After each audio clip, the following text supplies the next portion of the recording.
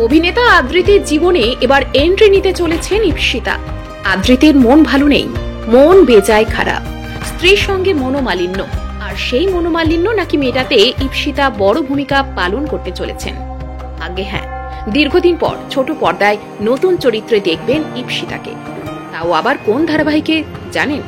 কিভাবে বা আদ্রিতির এলোমেলো জীবন সাজিয়ে গুছিয়ে দেবেন তিনি। টলিউডের মিষ্টি এবং ট্যালেন্টেড অভিনেত্রী ইপ্সিতা মুখার্জি কেয়া পাতার নৌকা ধারাবাহিকে কিরণ চরিত্রে রীতিমতো মাইলস্টোন তৈরি করেছিলেন। শুরুর দিকে অভিনেত্রী দুটো সিরিয়ালই ছিল সাহিত্যধর্মী, মানুষ মনেও রেখেছে।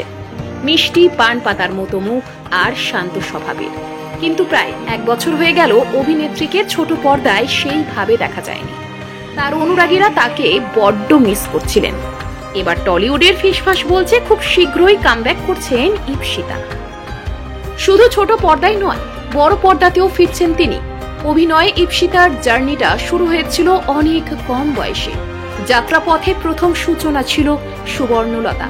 এছাড়াও চোখের তারা তুই, সন্ন্যাসী রাজা, ভক্তের ভগবান শ্রীকৃষ্ণ, রানী রাসমণি, আলো ছায়া, জল থই থই ভালোবাসার মতন একাধিক ধারাবাহিকে অভিনয় করেছেন তিনি। তবে বড় পর্দায় পা রেখেছেন বেশ কয়েক বছর আগে। প্রসেনজিৎ ওয়েডস ঋতুপর্ণা ছবিতে 2022 সালে তাকে দেখা গিয়েছিল। এবার ফিরছেন ধারাবাহিকে। কোনো তৃতীয় ব্যক্তি কিংবা খলনায়িকা হিসেবে নয়, শোনা যাচ্ছে অভিনেত্রী পজিটিভ চরিত্রে অভিনয় করবেন।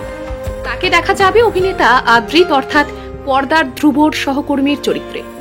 সম্পর্কের মাঝে ইপ্সিতা কাঁটা হবে না, বরং মিত্তির বাড়িতে ধ্রুব আর জোনাকির দূরত্ব কমানোর ভূমিকায় দেখা যাবে।